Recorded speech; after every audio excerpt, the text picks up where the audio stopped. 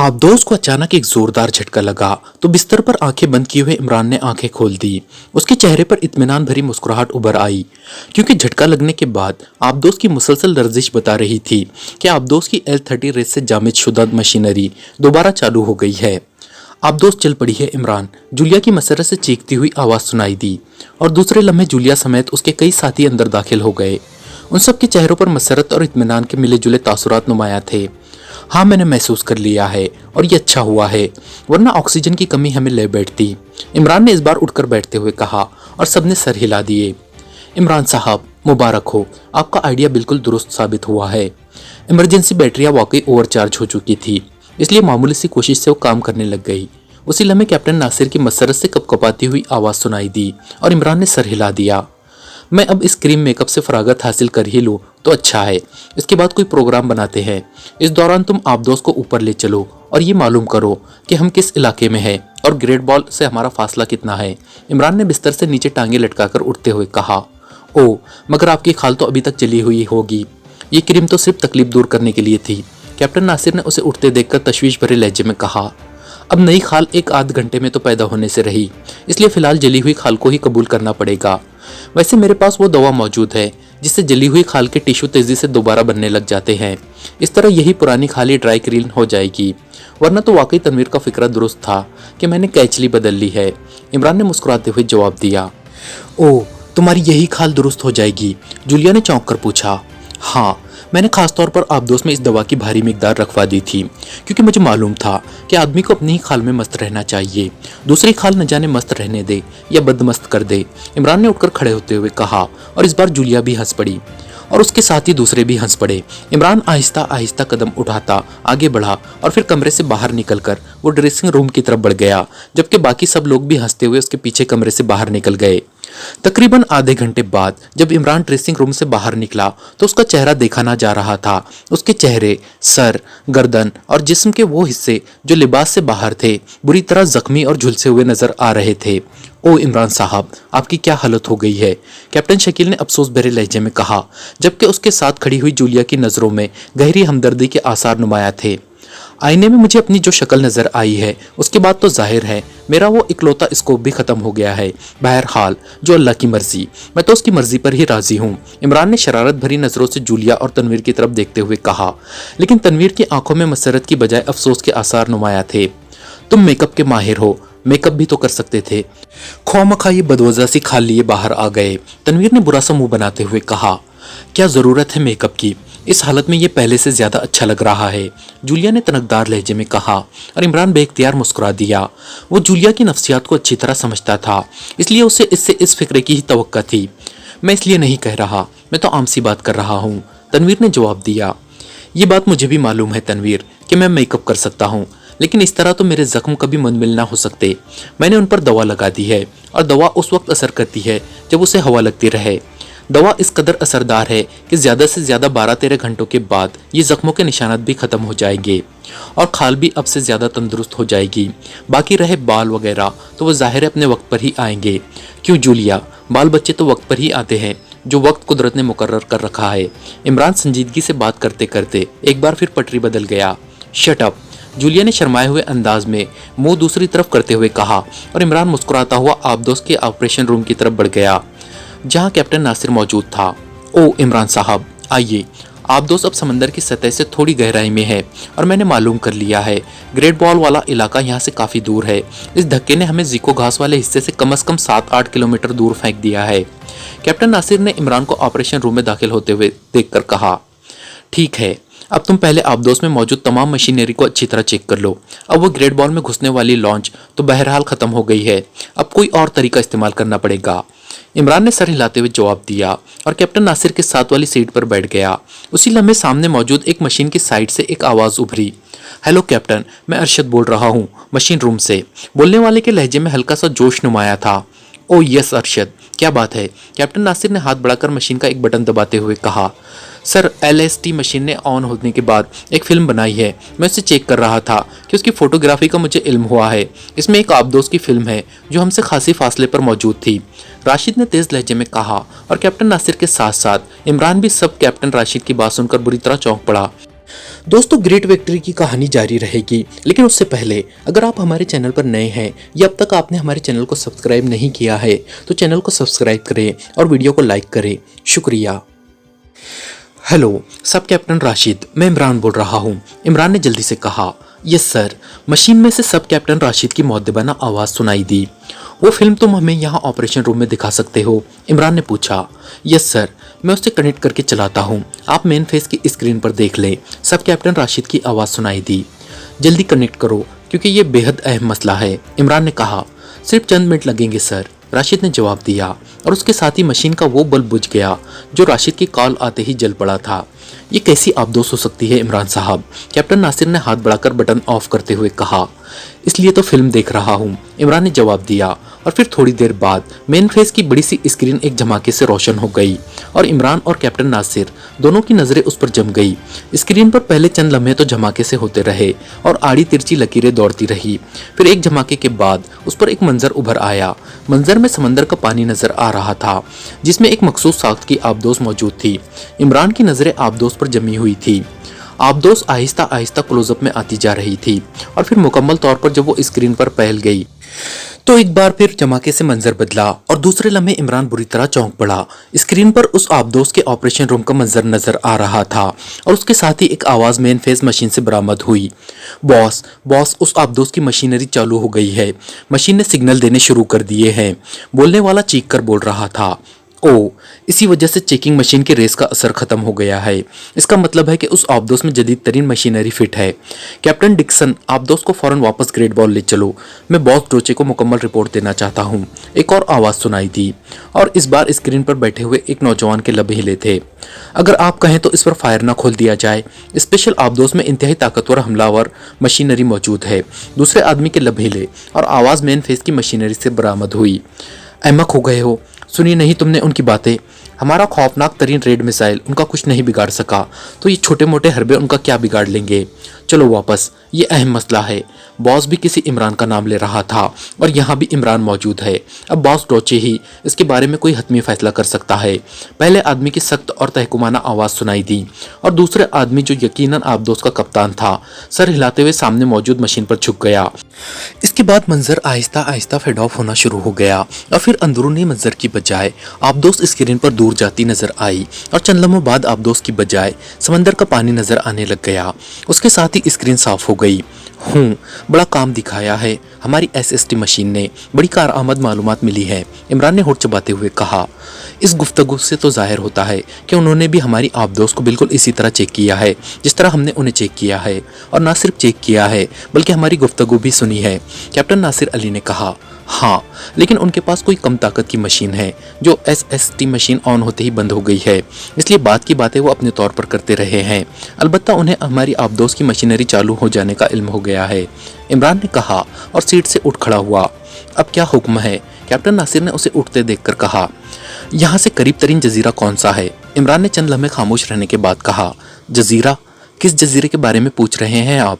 जजीरे तो हर सिमत में होंगे, कैप्टन नासिर ने कहा। फौरी तौर पर किसी ऐसे जजीरे पर चलो जहां हम वक्ती तौर पर इस ग्रेट बॉल के हमले से महफूज हो सके। एक तो मेरी हालत अभी दुरुस्त नहीं है और दूसरा हमें अब नए सिरे से प्लानिंग करनी पड़ेगी।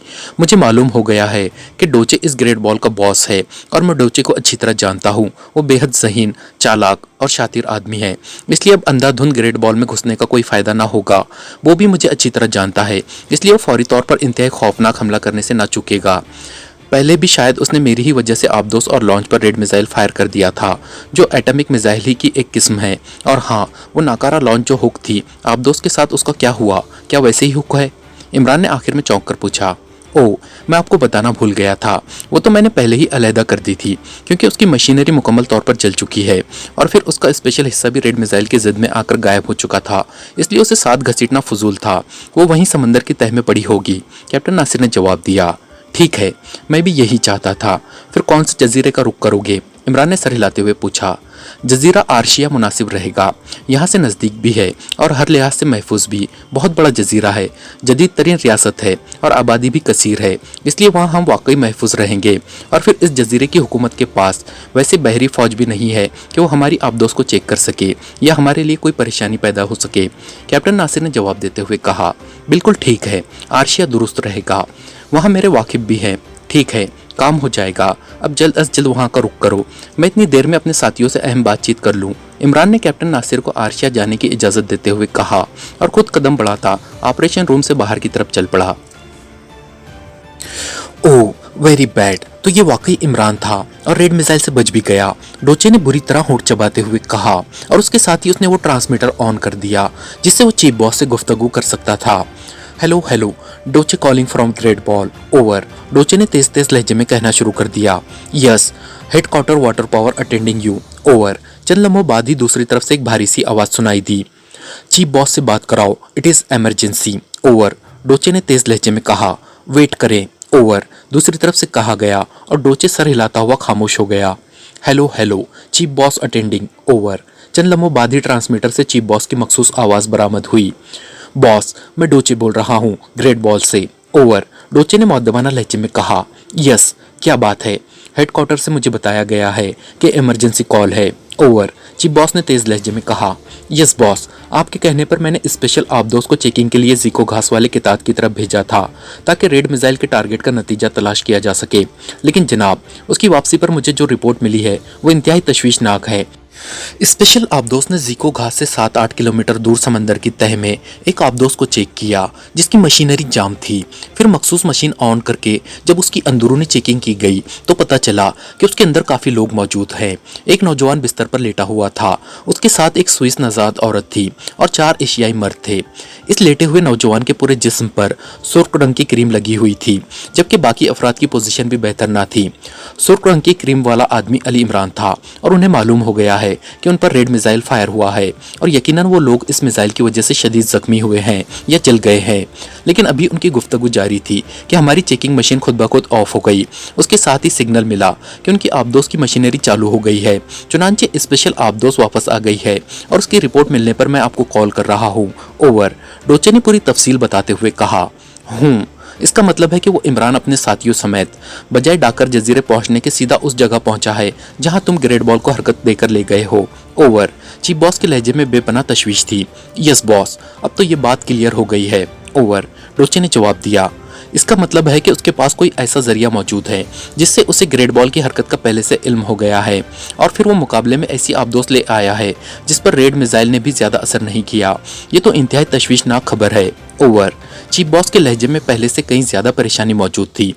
मैं खुद भी ये रिपोर्ट मिलने से परेशान हो गया था और मैंने आपको कॉल करने से पहले जीरो सेक्शन को हुक्म दे दिया था कि वो इस आबदोस की VS रेस से मुकम्मल निगरानी कराए ताकि ये लोग अचानक हम पर हमला आवर ना हो जाए, ओवर, डोचे ने जवाब दिया। फिर क्या रिपोर्ट है जीरो सेक्शन की? वो लोग अब क्या कर रहे हैं, ओवर, चीफ बॉस ने पूछा। 1 मिनट, मैं मालूम करता हूँ, ओवर, डोचे ने कहा और उसने साइड पर पड़े हुए टेलीफोन का रिसीवर उठाया और उसके नंबर प्रेस करने शुरू कर दिए। Yes, zero section. राब्ता कायम होते ही दूसरी तरफ से आवाज़ सुनाई दी। क्या रिपोर्ट है उस निगरानी वाली आबदोस से मुतालिक? डोचे ने तेज लहजे में पूछा। बॉस, वो आबदोस कुछ देर सतह समंदर से कुछ गहराई में साकित खड़ी रही है, फिर हरकत में आई है, लेकिन उसका रुख ग्रेट बॉल से मुखालिफ सिमत में जजीरा आर्शिया की तरफ है। उसकी रफ्तार खासी तेज है, दूसरी तरफ से जवाब दिया गया। जजीरा आर्शिया की तरफ? ओ, तुम चेक करते रहना, हो सकता है वो रास्ते में से कहीं और मुड़ जाए, डोचे ने चौंकते हुए कहा। नहीं बॉस, जिस रास्ते पर वो जा रहे हैं वो सीधा जजीरा आर्शिया ही जाता है, अब दूसरी तरफ मुड़कर वो कहाँ जाएंगे? उस रास्ते पर किसी और जजीरे की तरफ मुड़ने की गुंजाइश ही नहीं है, जीरो सेक्शन से बोलने वाले ने कहा। कितनी देर में पहुंच जाएंगे वो जजीरा आर्शिया तक? डोचे ने एक लम्हा खामोश रहने के बाद पूछा। बॉस, जिस रफ्तार से वो जा रहे हैं मुझे यकीन है कि वो 4 घंटों के अंदर अंदर पहुंच जाएंगे, जीरो सेक्शन से बोलने वाले ने भी एक लम्हा खामोश रहने के बाद जवाब देते हुए कहा। शायद वो मशीन पर फासला और रफ्तार चेक करता रहा था। ठीक है, फिर भी चेक करते रहना, डोचे ने कहा और रिसीवर रख दिया। हेलो चीफ बॉस, ओवर, डोचे ने ट्रांसमीटर की तरफ रुख करते हुए कहा। यस, क्या रिपोर्ट है, ओवर, चीफ बॉस ने पूछा और डोचे ने जवाब में जीरो सेक्शन से मिलने वाली तमाम तफसील बता दी। ओह, मैं समझ गया कि वो जजीरा आर्शिया क्यों जा रहे हैं। यकीनन वो लोग खासे जख्मी होंगे, इसलिए वो जजीरा में इलाज के लिए जा रहे होंगे, या हो सकता है कि वो वहाँ से कोई और ऐसी चीज़ हासिल करना चाहते हो जिससे वो ग्रेट वॉल पर हमला आवर हो सके। बहरहाल मैं जजीरा आर्शिया से उन्हें जिंदा वापस ना आने दूंगा। 4 घंटों का वक्फा काफ़ी है। वहाँ आर्शिया में वाटर पावर का तकाशी ग्रुप मौजूद है, वो उनके इस्तकबाल के लिए वहाँ मौजूद होगा। वैसे तुम ऐसा करो कि फौरी तौर पर ग्रेट बॉल को दोबारा हरकत में ले आओ और वापस पहले वाली जगह पर पहुंच जाओ, ताकि अगर किसी भी तरह ये इमरान वगैरह तकाशी ग्रुप से बच भी जाएं तो वापसी पर वो ग्रेट बॉल को यहीं तलाश करते रह जाए। ओवर। चीफ बॉस ने कहा। बॉस, अब तो ग्रेट बॉल का हरकत में आना नामुमकिन है, क्योंकि फायरिंग सेक्शन का काम शुरू है और इस वक्त मामूली सी हरकत उल्टा ग्रेट बॉल के लिए ही तबाहकुन साबित हो सकती है। ओवर। डोचे ने होंठ चबाते हुए जवाब दिया। ओह अच्छा, फिर मैं डाकर जजीरे पर मौजूद एक्शन ग्रुप को यहाँ कोकोस पर भिजवा देता हूँ। अब उनकी वहाँ डाकर जजीरे की निस्बत यहाँ ज़्यादा ज़रूरत पड़ेगी। ओवर। चीफ बॉस ने कहा। ठीक है बॉस, ये ज़्यादा मुनासिब रहेगा। वैसे अगर उनका खात्मा वहाँ जजीरा आर्शिया में हो जाए तो ज़्यादा बेहतर रहेगा। मेरी पोजीशन ऐसी है कि मैं इस वक्त ग्रेट बॉल को छोड़ नहीं सकता, वरना मैं खुद जजीरा आर्शिया जाता। ओवर। डोचे ने जवाब देते हुए कहा। नहीं, ग्रेट बॉल का फायरिंग सेक्शन हर चीज़ से अहम है। अगर उसमें कोई गड़बड़ हुई तो सारा मिशन ही तबाह हो जाएगा, इसलिए तुम यहीं रहो। तकाशी ग्रुप उनसे निपट लेगा, वो बेहद फाल और तेज़ ग्रुप है। Over and all. दूसरी तरफ से चीफ बॉस ने तहकुमाना लहजे में कहा और उसके साथ ही राब्ता ख़त्म हो गया। डोचे ने एक तवील सांस लेते हुए ट्रांसमीटर ऑफ कर दिया। ये जगह तो बिल्कुल ही वीरान है, जूलिया ने इधर उधर देखते हुए कहा। इसलिए तो मैं तुम्हें इधर ले आया हूँ। अब क्या करूँ, मर्ज जो ऐसा लाहक हो गया है कि वीरानों में ही दिल लगता है। इमरान ने गोताखोरी का लिबास उतारते हुए कहा। फिर वही बकवास, ख्वामा मेरा दिल न जलाया करो, जूलिया ने होंठ चबाते हुए गुस्सीले लहजे में कहा। इमरान साहब, यहाँ से कितनी दूर जाकर सवारी मिल सकेगी? चंद गज दूर खड़े सफदर ने करीब आते हुए कहा। सवारी तो मैं पहले ही साथ ले आया हूँ, लेकिन वो सवारी नाजुक सवार के लिए मखसूस है। इमरान ने कन अखियों से करीब आते हुए तनवीर की तरफ देखते हुए कहा और सफदर उसकी बात समझकर बेइख्तियार हंस पड़ा। क्या तुम लोग यहाँ कह कहे लगाने के लिए आए हो? तनवीर ने करीब आकर गुस्सीले लहजे में कहा। नहीं, एक नोहा ख्वां भी साथ है। हाँ तो फिर हो जाए, कोई रुला देने वाला नोहा, इमरान ने बड़ी संजीदा लहजे में जवाब देते हुए कहा। देखो इमरान, तुम्हारी हालत ऐसी है कि मैं तुम्हें कोई जवाब नहीं देना चाहता, वरना, तनवीर ने भड़कते हुए लहजे में कहा। इमरान का तंज बखूबी वो समझ गया था। रकीब को तो हमेशा हालत ऐसी ही लगती है। बहरहाल गोताखोरी का लिबास कैप्टन नासिर के आदमी को देकर वापस भिजवा दो, ताकि हम आगे बढ़ सके। हमारे पास वक्त बेहद कम है। इमरान बात करते करते संजीदा हो गया, क्योंकि अब सीक्रेट सर्विस के बाकी मेंबरान भी इधर ही आ रहे थे। ठीक है, मैं भेजता हूँ उसे, सफदर ने कहा और फिर जूलिया और इमरान का उतारा हुआ लिबास समेटकर वो उस तरफ को चल पड़ा जहाँ उनके गोताखोरी के लिबास मौजूद थे और आबदोस के क्रू का एक आदमी उनके करीब बैठा हुआ था। उसके जिस्म पर अभी तक गोताखोरी का लिबास था। इमरान आबदोस को जजीरा आर्शिया के शुमाली साहिल की तरफ ले आया था, क्योंकि उसे मालूम था कि इस तरफ का साहिल ज्यादा कटापटा ना होने की वजह से वीरान रहता है। कैप्टन नासिर को उसने मुकम्मल हिदायत दे दी थी कि वो उसकी स्पेशल फ्रीक्वेंसी पर ट्रांसमीटर कॉल रिसीव करने तक यही साहिल के करीब गहराई में रहेगा। फिर जैसे ही इमरान हिदायत देगा वैसे ही अमल करेगा। चूंकि आबदोस में खुराक और पानी का इतना जखीरा पहले से ही मौजूद था, जो उन सब के लिए कम से कम 1 माह के लिए काफ़ी था, इसलिए इमरान को उसकी तरफ से कोई फिक्र ना थी। आखिर आपके जहन में क्या प्लानिंग है इमरान साहब? क्या आप सिर्फ अपने इलाज के लिए यहाँ आए हैं? कैप्टन शकील ने पूछा। सुनो, मैं तुम्हें बता दूं कि मेरे जहन में क्या प्लानिंग है। जरा बैठ जाओ, मुझसे ज्यादा देर तक खड़ा नहीं रहा जा सकता, इमरान ने संजीदा लहजे में कहा और फिर वहीं रेत पर बैठ गया। बाकी साथी भी वहीं उसके गिर्द बैठ गए। क्या हुआ, क्या चक्कर आ रहे हैं? जूलिया ने इंतहाई तशवीश भरे लहजे में पूछा। खाली चक्कर नहीं, बल्कि घन चक्कर कहो।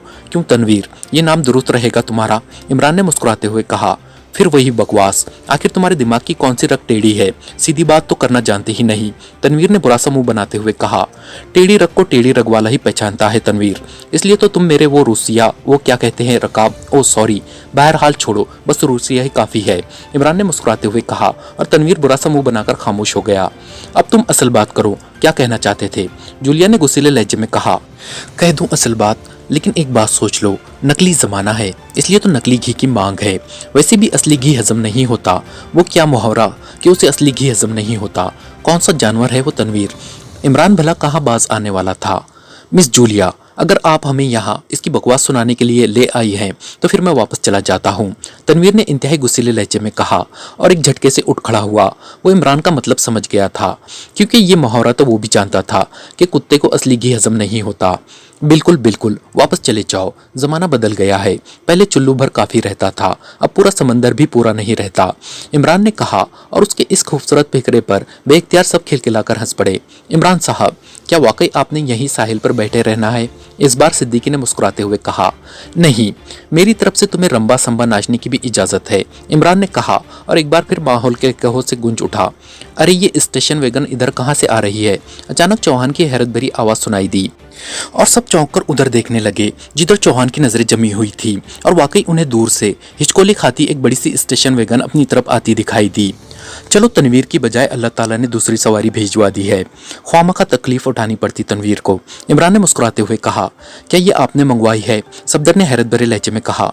तो तुम्हारा क्या ख्याल है कि ये स्टेशन वैगन इस वीरान साहिल पर सिर्फ उछल कूद की प्रैक्टिस करने के लिए आ रही है? भाई, मिस जूलिया हमारे साथ है और शहर यहाँ से 10 किलोमीटर के फासले पर है और 10 किलोमीटर तक सिवाय तनवीर के और कोई सवारी मैसर नहीं आ सकती, इमरान ने आंखें निकालते हुए कहा। और सब मुस्कुरा दिए। अपनी बात करो, हालत तो तुम्हारी खराब है और एहसान मुझ पर कर रहे हो। और सुनो, अब अगर तुमने तनवीर के मुतालिक ये भोंडा मजाक किया तो मुंह नोच लूंगी, जूलिया ने गुस्सीले लहजे में कहा। और तनवीर का बिगड़ा हुआ चेहरा यकलख्त मसरत से खिल उठा। उसकी आंखों में चमक आ गई थी। जाहिर है, अगर बहन भाई का ख्याल न रखेगी तो क्या गैर ख्याल रखेंगे, इमरान ने तुर्की ब तुर्की जवाब देते हुए कहा। और तनवीर का चेहरा जिस तेजी से खिला था उससे ज्यादा तेजी से दोबारा बिगड़ने लगा। तुम बाज नहीं आओगे बकवास से, तनवीर ने गुर्राते हुए कहा। अच्छा, बहन भाई का रिश्ता बकवास में शामिल हो गया है? भाई, हद है माशरे के अखलाकी इन्हतात की, इमरान ने मुंह बनाते हुए कहा। और उसकी इस बात पर सब खिलखिलाकर हंस पड़े। स्टेशन वैगन अब काफी करीब आ गई थी और ये खासी बड़ी थी। वो सब अब पूरी तरह स्टेशन वैगन की तरफ मुतवज्जह थे। चंद लम्हों बाद वैगन उनके करीब आकर रुक गई। ड्राइविंग सीट पर एक बाकायदा वर्दी में ड्राइवर था और स्टेशन वैगन भी बिल्कुल नई थी। वैगन रुकते ही ड्राइवर दरवाजा खोलकर नीचे उतर आया। आप में से कराम साहब कौन है? ड्राइवर ने गौर से सबको बैक वक्त देखते हुए कहा। अगर तुम पहचान जाओ तो मुझे तुम्हारा नाम कराम रख देने पर कोई एतराज ना होगा, इमरान ने मुस्कुराते हुए कहा।